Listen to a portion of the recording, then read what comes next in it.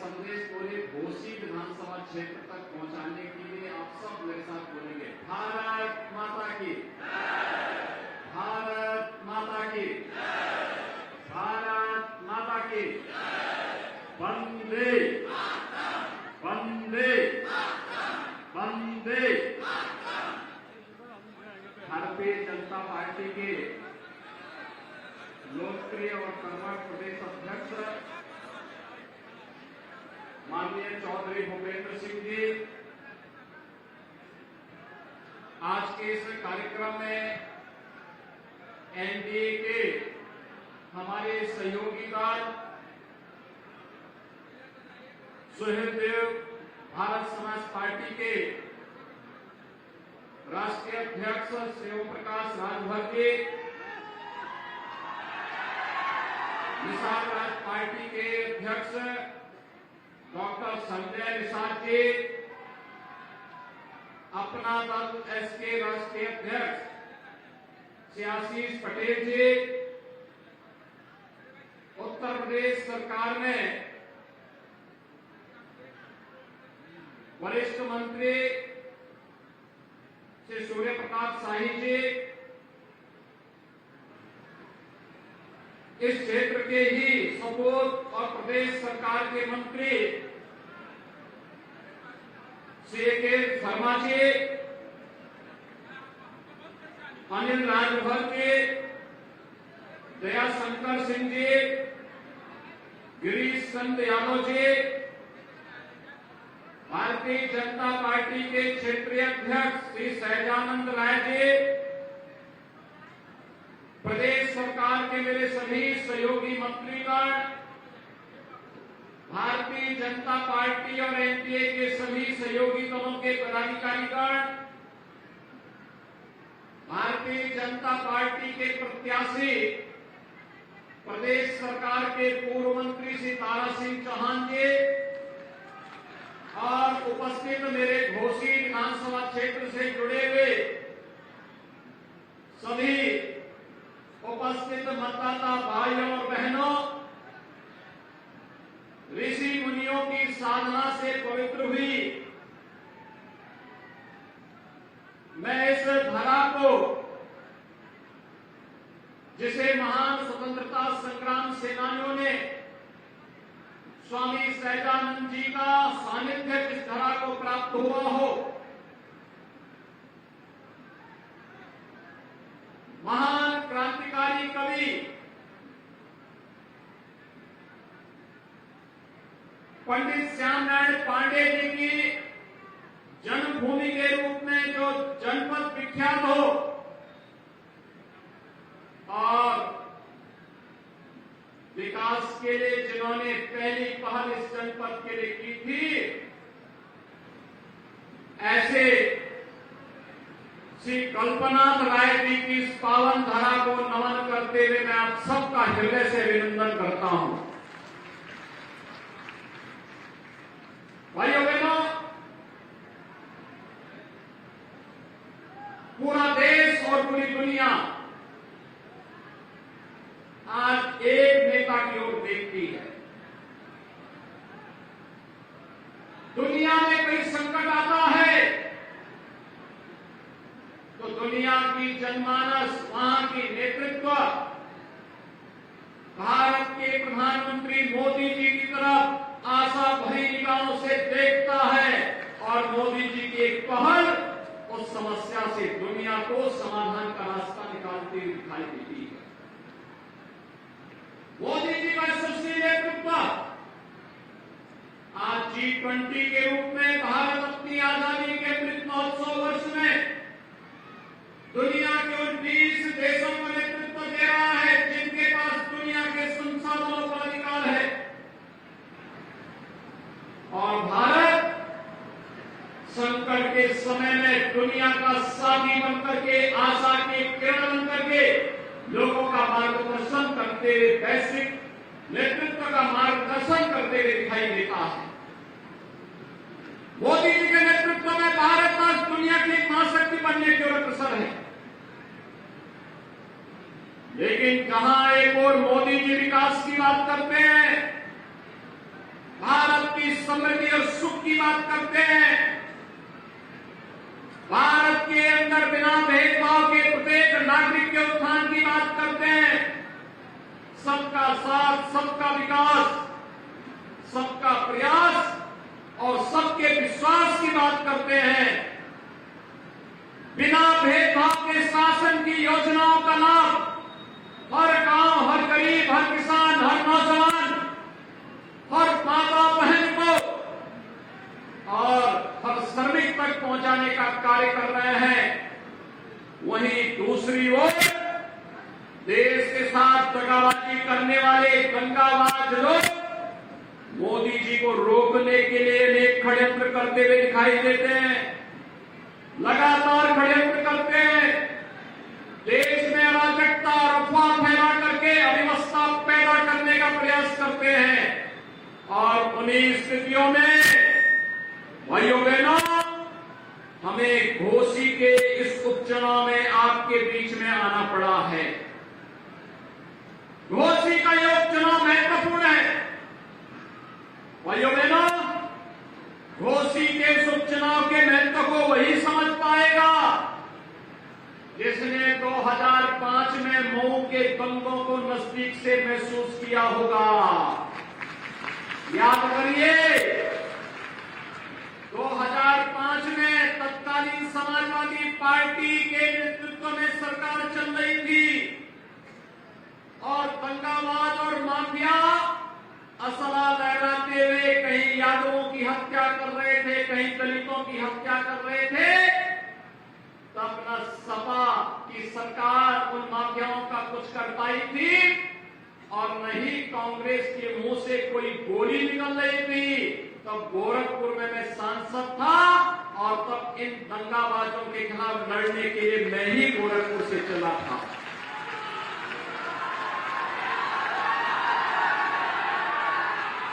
भाइयों बहनों, याद करिए, ये दंगा करवाते थे और तब हम जाति नहीं देखते थे। तब हम लोग इन दंगाबाजों को जवाब देने के लिए निकल पड़ते थे।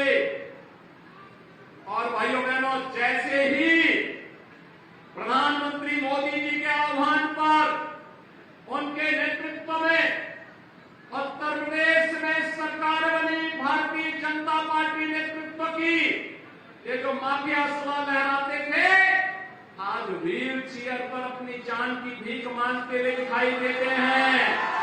अब किसी गरीब का, किसी किसान का, किसी व्यापारी की जमीन पर कोई कब्जा करने का दुस्साहस नहीं कर सकता है, क्योंकि अगर कब्जा करेगा तो बुलडोजर भी तैयार बैठा है। और भाइयों बहनों, इसीलिए मैं आया हूं आपके पास कहने के लिए। तो पीडीए की बात करते हैं, इनसे पूछा जाना चाहिए किस पीडीए की आप बात कर रहे हैं। हमने तो सबका साथ, सबके विकास की बात की। कोई नहीं कह सकता मोदी जी के नेतृत्व में 9 वर्ष से अधिक समय से जो सरकार चल रही है, इस सरकार में बिना भेदभाव के शासन की योजना का लाभ हर व्यक्ति को मिला। भाइयों बहनों, अगर मैं देश की बात न करूं, मैं पिछले 6 वर्ष के अंदर उत्तर प्रदेश की चर्चा करूं, 55 लाख गरीबों को हमने आवास उपलब्ध करवाया है। 55 लाख गरीबों को एक एक आवास। इसमें दलित भी है, पिछड़ा भी है और अल्पसंख्यक भी है। इन 55 लाख लोगों को समाजवादी पार्टी की सरकार में 4 बार मुख्यमंत्री रहते हुए आवास क्यों नहीं उपलब्ध हुआ? 55 वर्षों तक कांग्रेस ने शासन किया था। इन गरीबों को, इन दलितों को, इन पिछड़ों को, इन अल्पसंख्यकों को आवास क्यों नहीं मिल पाया था? 2 करोड़ 61 लाख गरीबों के घर में एक एक शौचालय बना।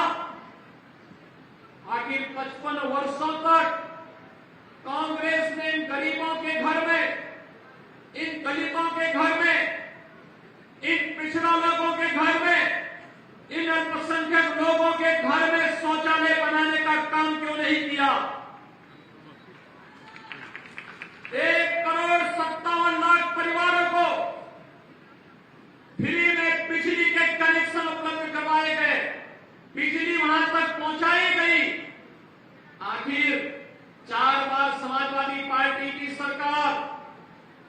और 55 वर्षों तक कांग्रेस की सरकार क्या कर रही थी? क्यों नहीं ये सुविधा का लाभ वहां तक पहुंचाने का कार्य कर रही थी? उज्ज्वला योजना में 1,75,00,000 परिवारों को फ्री में रसोई गैस के कनेक्शन मिले। 55 वर्षों तक कांग्रेस क्या कर रही थी? 4 बार समाजवादी पार्टी की सरकार थी, तब क्या कर रही थी? भाइयों बहनों, इनके पास कोई जवाब नहीं। अब तो मोदी जी ने ये भी कर दिया है कि 75 लाख नए कनेक्शन उज्ज्वला योजना के लिए गरीबों के लिए और आ गए हैं। 75 लाख और हर सिलेंडर में 200 रुपए की सब्सिडी भी हर उपभोक्ता को उपलब्ध करवाने का काम कर दिया है। आभार मोदी जी, आप गरीबों के मसीहा हैं, गरीबों के कल्याण के बारे में सोचते हैं। और भाइयों बहनों, असली पहचान तो तब होती है जब संकट आता है। इस सदी की सबसे बड़ी महामारी जब हर एक व्यक्ति की जान पे जाना पड़ी थी, हर एक की जान खतरे में थी, तब कांग्रेस का नेतृत्व इटली भाग गया था। समाजवादी पार्टी के अध्यक्ष अपने घर में दुबक गए थे और जैसे राहत मिली वे इंग्लैंड भागने के लिए अपना टिकट काट दिए थे। लेकिन भाइयों बहनों, तब मोदी जी और योगी जी ही भारतीय जनता पार्टी और अपने सहयोगी दलों के साथ आपकी सेवा के लिए कार्य कर रहे थे। याद करिए, कोरोना कालखंड में हर एक जिले में मैं जाता था, हमारे विधायक जाते थे, मंत्री जाते थे, पदाधिकारी जाते थे, अधिकारी जाते थे। 15 करोड़ गरीबों को फ्री में राशन देने की व्यवस्था। और भाइयों बहनों, देश के अंदर 220 करोड़ वैक्सीन की फ्री की डोजेज हर तबके के लोगों को दिया। चाइना कोरोना से परेशान है, यूरोप के तमाम देश कोरोना से परेशान हैं। कोरोना ऐसा समाप्त हो गया जैसे गधे की सींग समाप्त हो गई। अब कोरोना का कोई भय नहीं है यहां पे। भाइयों बहनों, ये लड़ाई एक तरफ गरीबों के हितों के लिए प्रधानमंत्री मोदी जी के नेतृत्व में देश के स्तर पर लड़ा गया था, पूरी मजबूती के साथ लड़ने का कार्य हुआ था। वहीं गरीब कल्याणकारी योजनाओं का लाभ भी बिना भेदभाव के सबको देने का कार्य हुआ।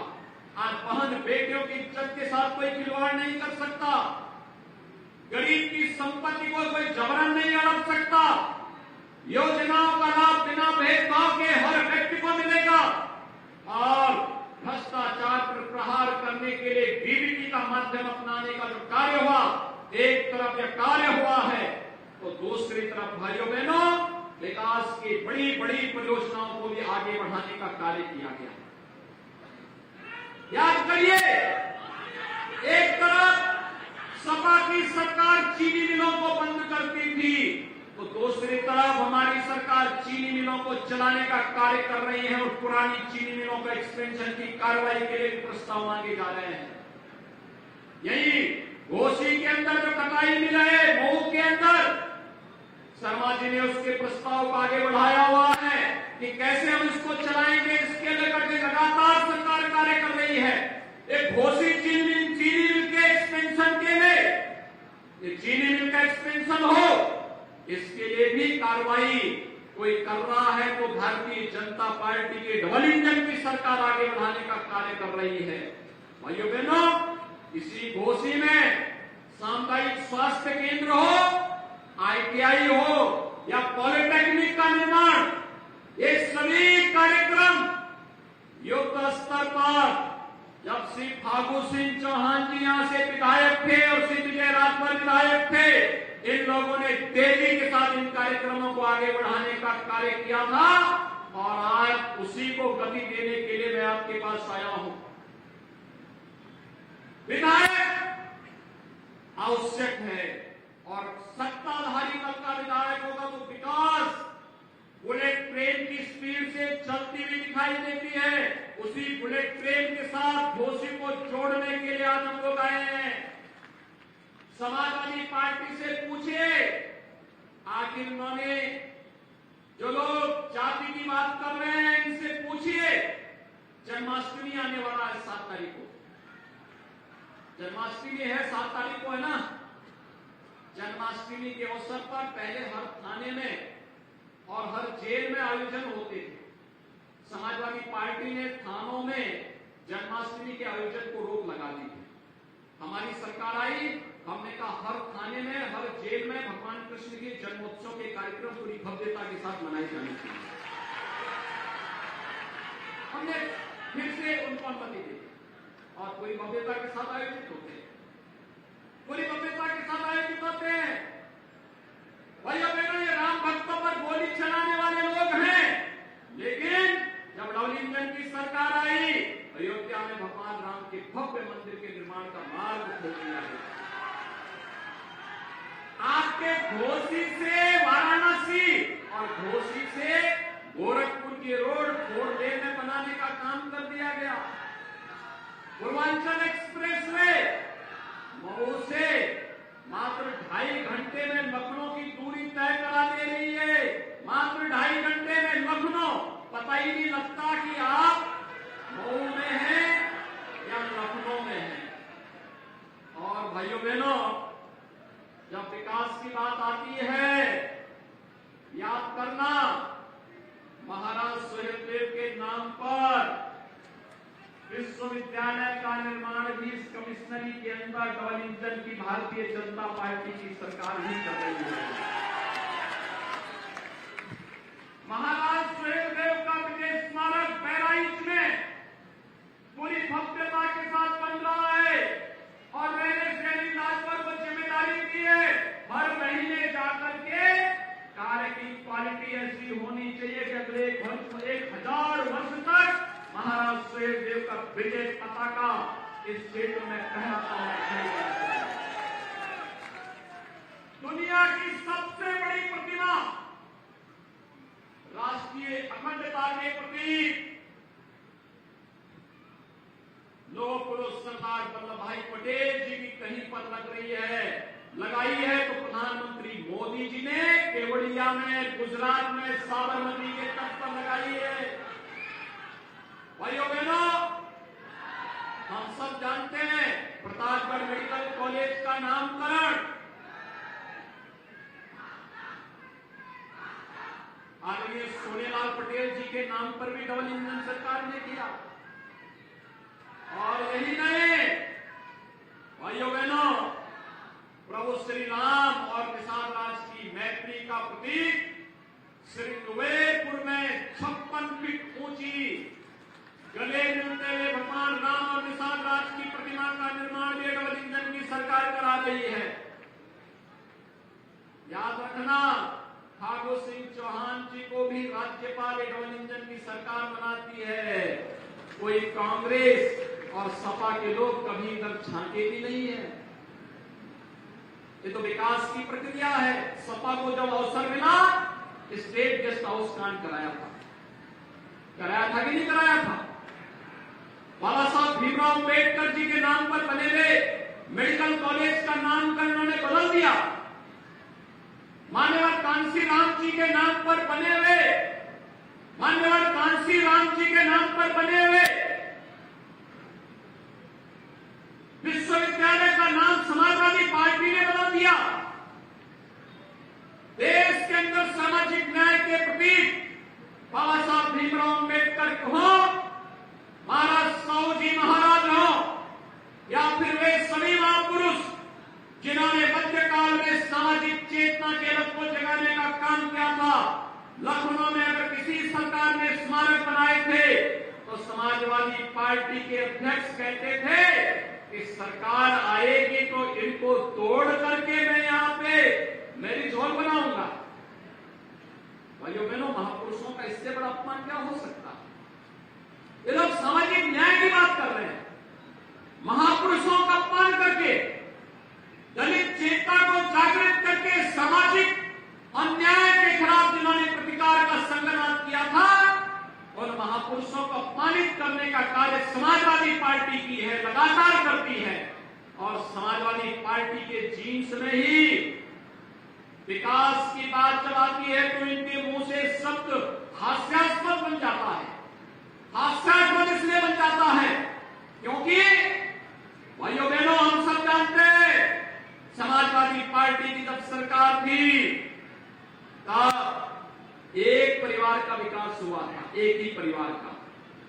चाचा, भतीजा, भतीजों के भतीजे, भतीजों के रिश्तेदार, भतीजों के नातेदार परिवार के बाहर में पद जाते ही नहीं थे। इतनी लंबी श्रृंखला निकलती थी कि अगर महाभारत के रिश्ते भी उसमें फीके पड़ जाते। लंबी श्रृंखला, लंबी श्रृंखला, और कहीं विकास नहीं हो पाता था। विकास के पैसे को एक परिवार के लिए, एक गांव के लिए दे करके इन्होंने प्रदेश के विकास को पूरी तरह बाधित किया। हमारे नौजवानों के सामने पहचान का संकट खड़ा किया, प्रदेश के महापुरुषों का अपमान किया, प्रदेश के व्यापारियों के सामने विश्वसनीयता का संकट खड़ा करने का भी पाप जो है समाजवादी पार्टी ने किया था। और इसीलिए भाइयों बहनों, आज हम सब आपके पास आए हैं कहने के लिए, केंद्र में और राज्य में डबल इंजन की सरकार है, एनडीए की सरकार कार्य कर रही है। बिना भेदभाव के शासन की योजना का लाभ समाज के हर तबके को देने का कार्य हो रहा है। विकास की इस रफ्तार को हर गांव, हर कोने तक पहुंचाने के लिए प्रयास होने चाहिए। और इसी को लेकर के हमारी सरकार प्रधानमंत्री मोदी जी के नेतृत्व में लगातार कार्य कर रही है। आपने नगर निकाय में देखा होगा, पूर्व हो या पश्चिम, उत्तर हो या दक्षिण, किसी भी क्षेत्र में आप जाएंगे, हर नगर निगम में भारतीय जनता पार्टी और एनडीए का परचम लहराया था। 17 के 17 नगर निगम में 200 से अधिक नगर पालिकाओं, 200 नगर पालिकाओं में से 150 से अधिक पे भारतीय जनता पार्टी और एनडीए के सहयोगी ने जीत करके परचम लहराने का कार्य किया था।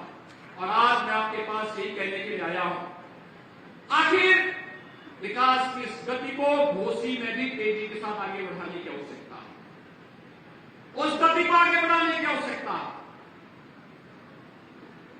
और इसीलिए मैं आपके पास आया आपसे कहने के लिए कि भाइयों बहनों, सुबह का भोला अगर शाम को घर वापस आ जाए तो भोला नहीं होता है कि दारा सिंह चौहान वापस अपने घर में आए।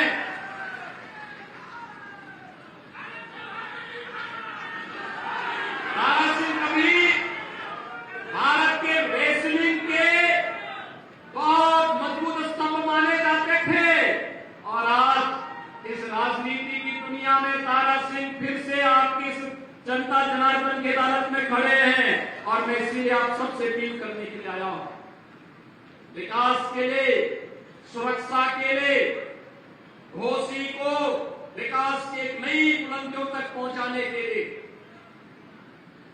ये सहानुभूति का समय नहीं, विकास के बारे में सोचने का समय है, सुरक्षा के बारे में सोचने का समय है। जब दुनिया आगे बढ़ रही है, हम क्यों पीछे रह जाएंगे? हमारा क्षेत्र क्यों पीछे रहेगा? हमारी वर्तमान और भावी पीढ़ी विकास से क्यों वंचित रहेगी? इसके बारे में सोचने की आवश्यकता है। और इसीलिए मैं आपके पास आया हूं आपसे कहने के लिए, श्री दारा सिंह चौहान को भारी बहुमत से विजयी बनाकर के भेजिए। भाइयों बहनों, मैं आपको आश्वस्त करता हूं, विकास के लिए आपको किसी के सामने हाथ फैलाने की आवश्यकता नहीं पड़ेगी। ये जितने मंत्री यहां पर हैं,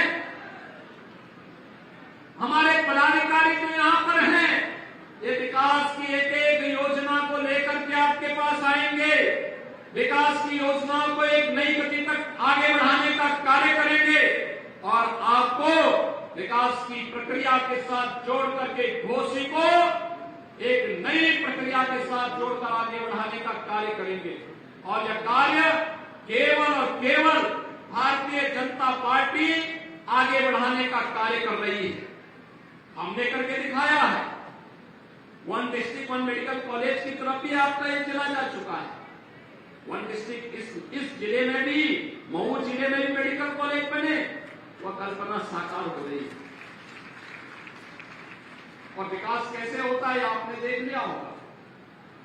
पूर्वांचल एक्सप्रेसवे में कितने लोग चले हैं? पूर्वांचल एक्सप्रेसवे से लखनऊ की तरफ गए हैं, गाजीपुर की तरफ, कभी चल के देखिए उस पे सड़क पर दौड़ी थी। कब आप मऊ में बैठे और कब आप पहुंच गए लखनऊ पता ही नहीं लगेगा। और इसीलिए एक तरफ ये कार्य होना है, दूसरी तरफ आपने देखा होगा अयोध्या कितने लोग गए हैं। अयोध्या में भगवान राम के मंदिर को बनते हुए देखा है ना, कैसा लगा है। और जनवरी में उद्घाटन होने जा रहा है, भव्य उद्घाटन होने जा रहा है, भगवान राम का भव्य उद्घाटन करना है। काशी में बाबा विश्वनाथ का धाम देखा है, पहले कितनी संकरी गली थी, आज देखा होगा 50 फीट चौड़ा रास्ता, लोग जाकर के आराम से दर्शन कर सकते हैं, लाखों की संख्या में जाकर के दर्शन कर सकते हैं। यह है विकास की सोच, जब आगे आती है तो ऐसे होता है। हर व्यक्ति को भी पुनर्वास किया गया, हर एक को मुआवजा भी दिया गया, सबका सम्मान भी हुआ और आपकी आस्था को भी एक नई ऊंचाई तक पहुंचाने का काम हुआ। इसलिए भाइयों बहनों, आज हम विकास के लिए, समृद्धि के लिए और सुरक्षा के लिए आप सबसे सहयोग मांगने के लिए आए हैं। श्री दारा सिंह चौहान जी को कमल चुनाव चिन्ह पर सभी लोग सहमत हैं? सभी लोग सहमत हैं? जहां तक मेरी आवाज जा रही है वे सभी लोग हाथ खड़ा करके बताएं, सभी लोग सहमत हैं? 5 सितंबर को जब मतदान होगा तो आप मतदान स्थल पर जाकर के और हर मतदाता को ले जाकर के कमल चुनाव चिन्ह के बटन को दबाने का काम करेंगे ना? सभी लोग सहमत हैं? मेरे सामने बोल रहे हैं आप, तो फिर मेरे साथ